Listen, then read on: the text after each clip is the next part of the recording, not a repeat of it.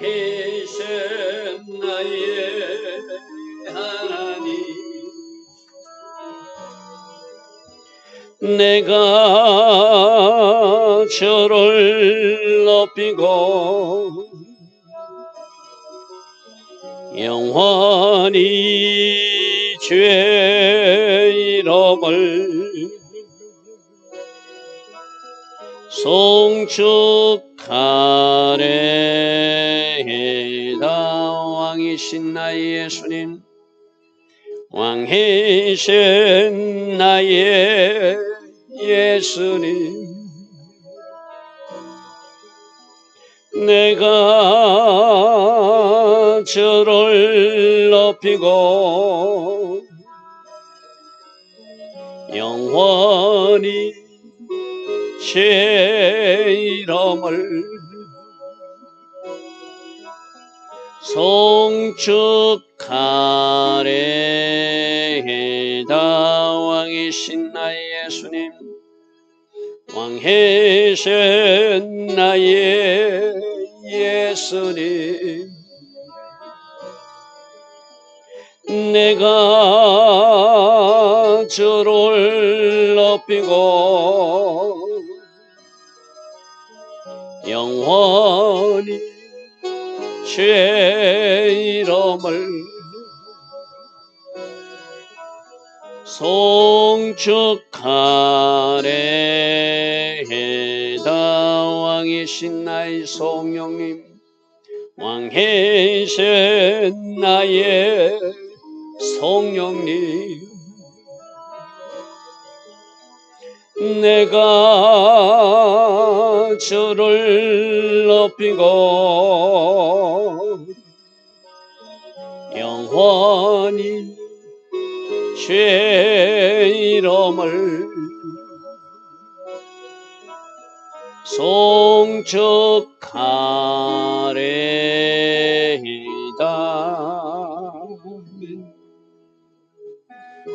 좋으신 아버지 하나님, 오늘도 새벽 은혜 주시니 감사합니다. 날마다 새벽마다 하루의 첫 시간 하나님을 예배하며 하나님께 기도하며 하루의 시간을 사용할 수 있는 이 은혜, 이 복을 주시니 감사합니다. 오늘도 새벽에 일어나 하나님을 예배하는 모든 이들을 축복하고 축복합니다. 좋으신 아버지 하나님, 이 새벽 시간을 하나님이 목적대로 사용하여 주셔서 하나님 계획하신 아름다운 일들이 우리 심령 성전에서 일어나게 하시고 우리 삶 전체 영역에서도 일어나는 복된 일들이 우리 삶 가운데 이어지게 하옵소서. 오늘 하루도 하나님 계획하신 일만 이루어지게 하시고 악한 것들의 계획은 다 파쇄되게 하시고 오직 하나님께 영광 돌리는 결과만 있게 하옵소서. 예수와 하마시아 이름으로 감사하며 기도드리옵나이다. 아멘.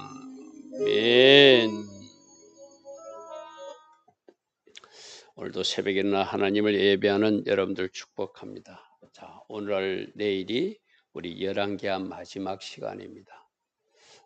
우리가 이미 역사적으로 알고 있는 이야기지만 바로 하나님이 도성 예루살렘이 파괴되고 하나님의 집 성전이 파괴되고 불살라지는 그런 아픈 일들을 오늘 살펴볼 것입니다. 왜 이런 일이 일어날 수밖에 없는가? 그건 우리가 앞에 쭉 살펴본 대로 남유다가 죄를 쌓고 쌓다가 므낫세 시대에 도저히 돌이킬 수 없는 죄를 그들이 범하니 하나님은 내 이름을 두려간 그 예루살렘, 내 이름을 두려간 그 성전도 내가 버리겠다 한 약속이 바로 오늘 이루어지는 그런 아픈 장면을 우리가 보게 됩니다. 자, 25장 1절 보겠습니다. 시드기야 제9년,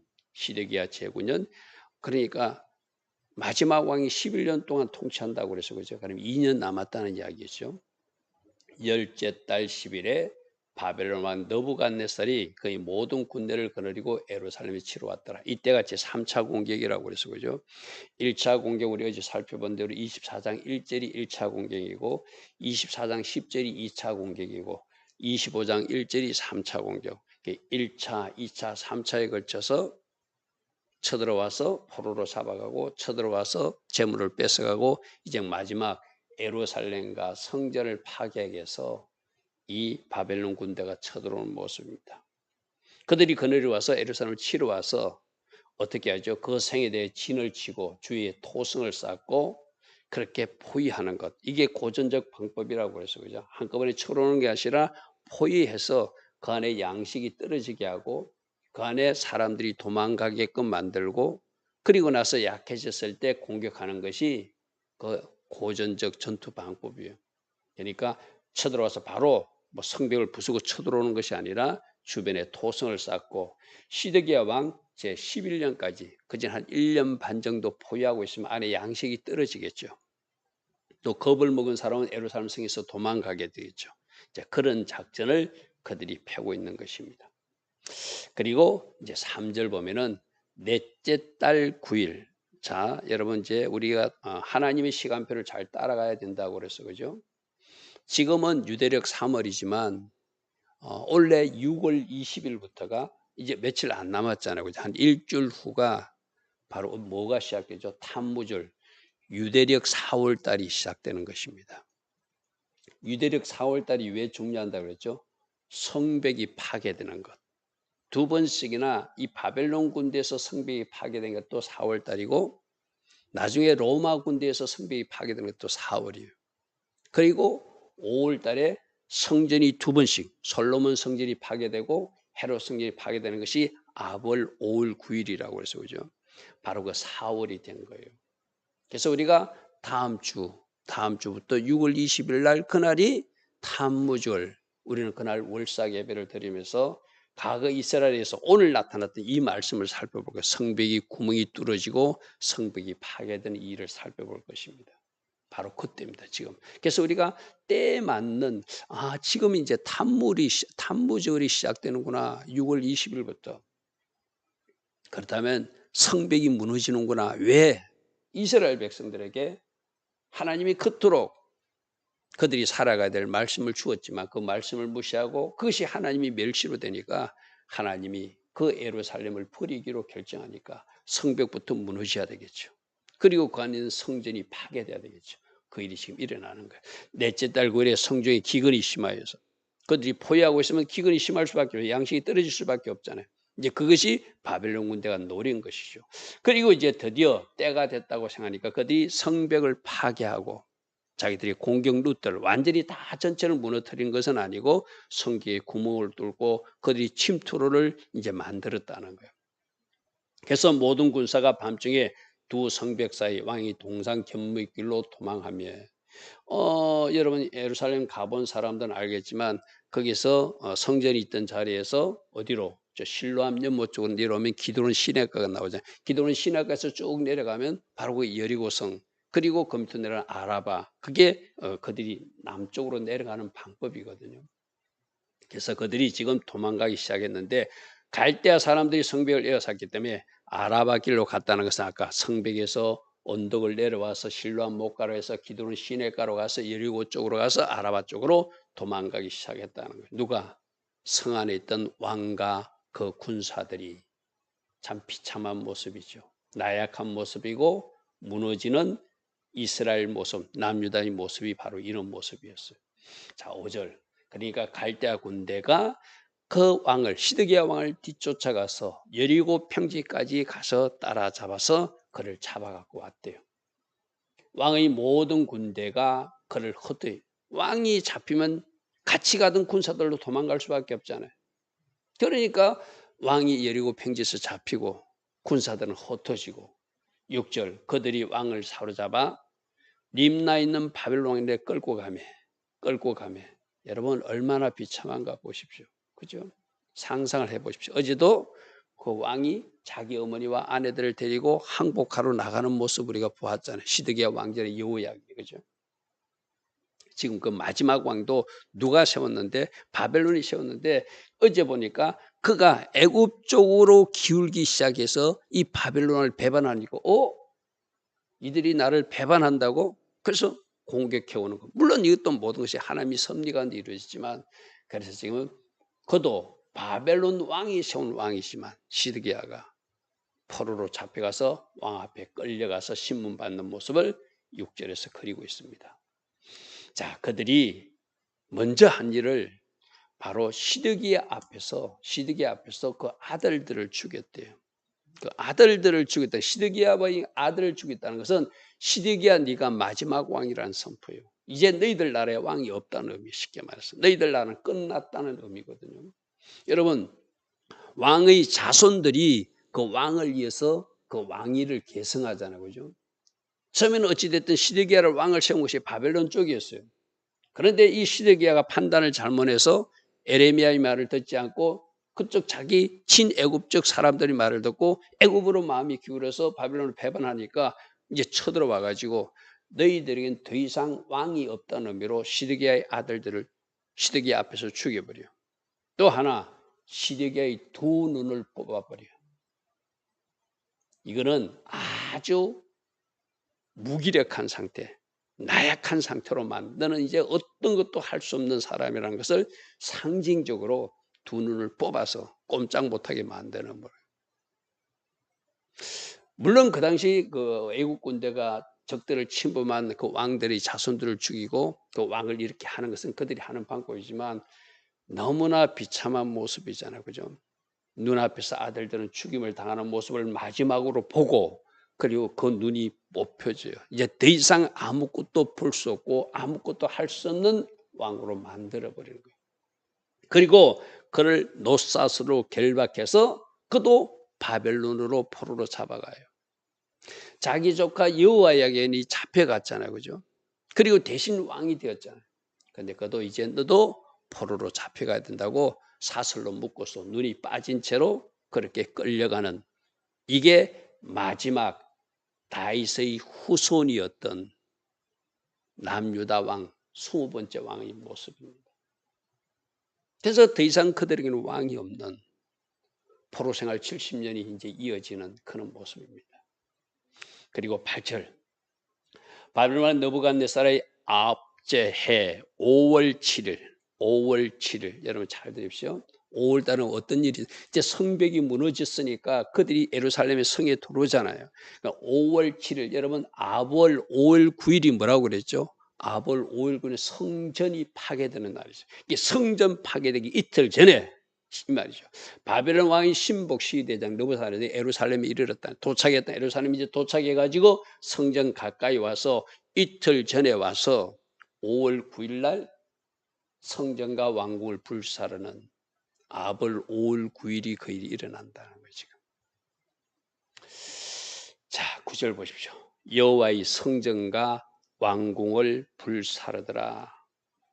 성전이 세워진 지 453년 만에, 왕궁이 세워진 지 440년 만에 400년 이상 지속되었던 하나님의 집 여호와의 성전하고 솔로몬이 지었던 그 왕궁이 440년 만에 불살라지는, 여러분 이 말씀은 우리가 23장 27절 옆에 성경을 한번 보십시오.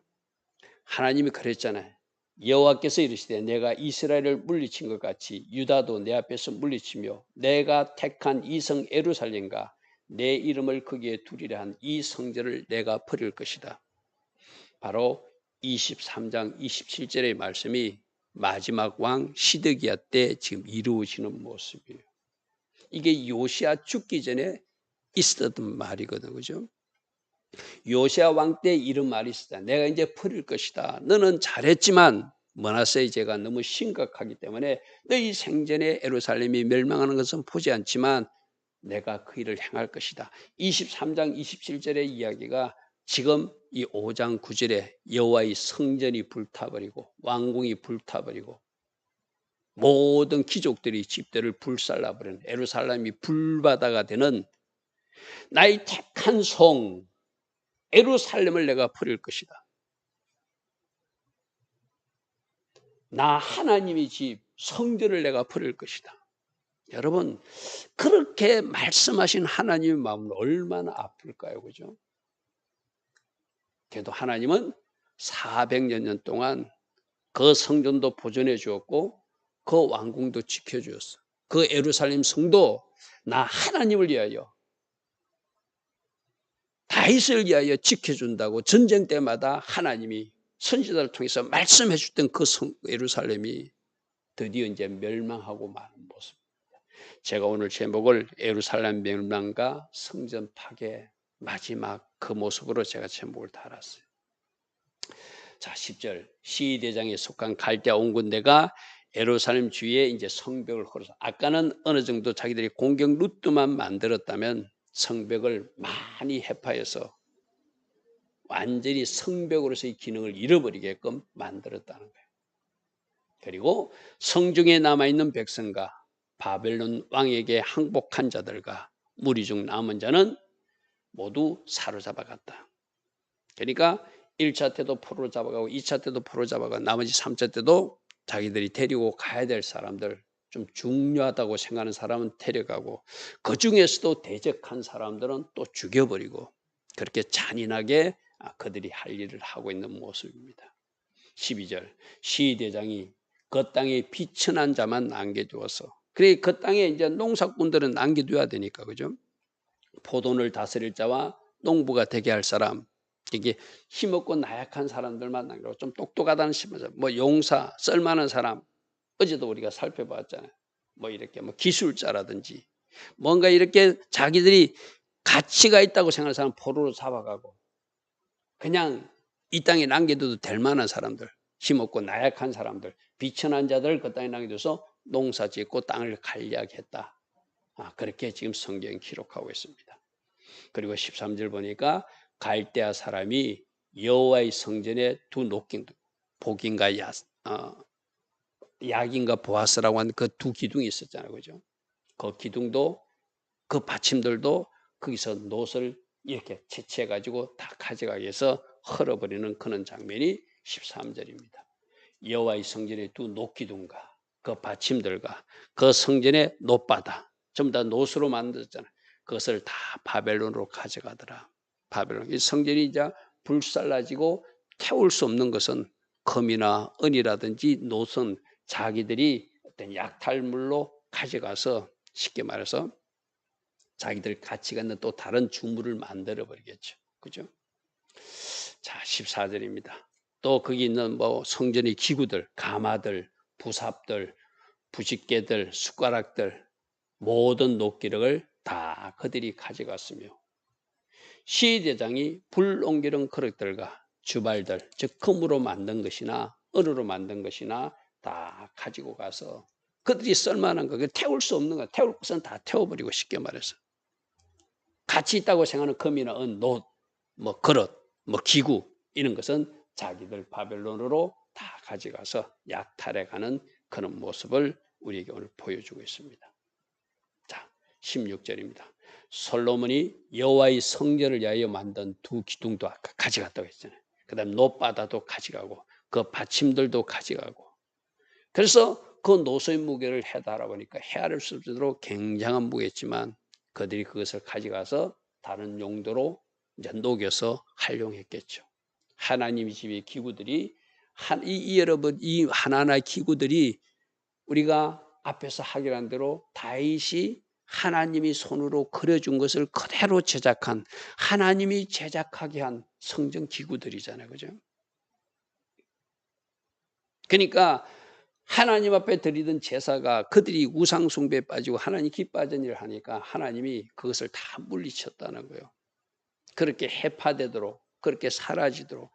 이때 이들이 이 사라진 성전 때문에 70년 동안 그들은 포로지에 끌려가 가지고 다시 스룹바벨 성전이 세워질 때까지 성전이 없는 것을 안타까워했잖아요. 그죠?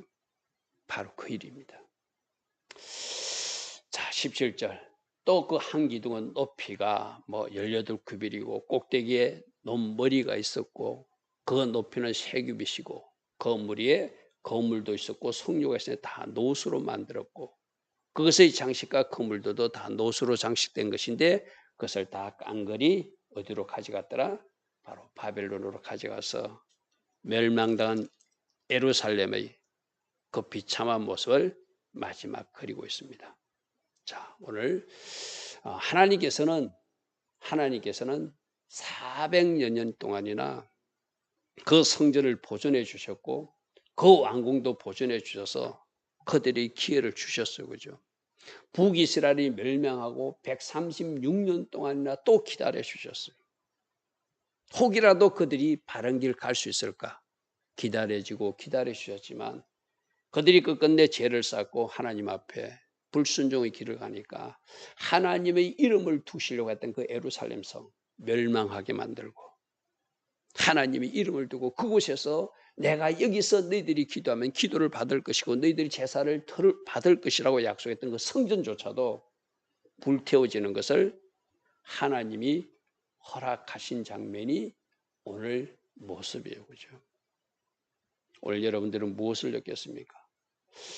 성경 어디를 봐도 순종보다 더 가치 있는 것은 없어요. 불순종하면 어떤 결과가 온다는 것을 이스라엘 역사를 통해서 우리에게 날마다 주님은 말씀하고 있잖아요. 그죠? 오늘도 우리가 이 시간 특별히 탐무절을 앞두고 6월 20일부터 시작되는 탐무절을 앞두고 우리가 새롭게 뭔가 결단을 해야 돼요. 내 성벽 상태는 잘 유지되고 있는가?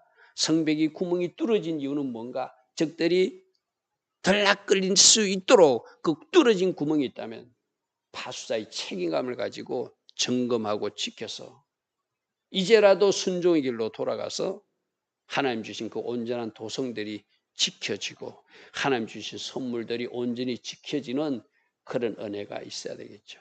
오늘 이 마지막 모습을 보면서 우리가 내일까지 살펴볼 것입니다. 하나님 주시는 그 음성을 잘 듣고 주시는 그 음성대로 오늘도 살아가겠다고 결단하는 이 새벽 되기를 축복합니다. 좋으신 아버지 하나님 감사합니다. 남유다의 마지막 왕은 자신의 눈앞에서 아들들이 죽임당하는 모습을 보아야 했습니다. 그리고 자신은 두 눈이 뽑히고 노사슬로 묶여서 포로화되어서 바벨론으로 끌려가는 다윗의 후손 시드기야 왕의 모습을 우리로 보게 하십니다. 주님, 무엇이 문제이고 어떻게 살아야 되는지 오늘도 주께서 우리들의 심령 속에 말씀을 새겨주신 줄 믿습니다. 주신 말씀대로 우리들의 마음편에 새겨진 말씀대로 잘 살아낼 수 있는 우리 모두 되게 하옵소서. 예수와 하마시아 이름으로 감사하며 기도드리옵나이다. 아멘. 지금은 우리 주 예수 그리스도의 크신 은혜와 하나님 아버지의 영원하신 사랑과 성령 하나님 오늘도 우리 안에서 내주하셔서 늘 말씀으로 초명하여 주시고 성령으로 인도하여 주시고 가르쳐 주시는 그 은혜가 오늘도 새벽에 일어나 하나님을 예배하며 새 마음으로 결단하며 달려가기를 원하는 주의 자녀들 머리머리 위에 이 땅에 깨어있는 모든 성도님들 위에 지금부터 영원토록 영원히 함께하여 주시기를 간절히 축원하옵나이다. 아멘.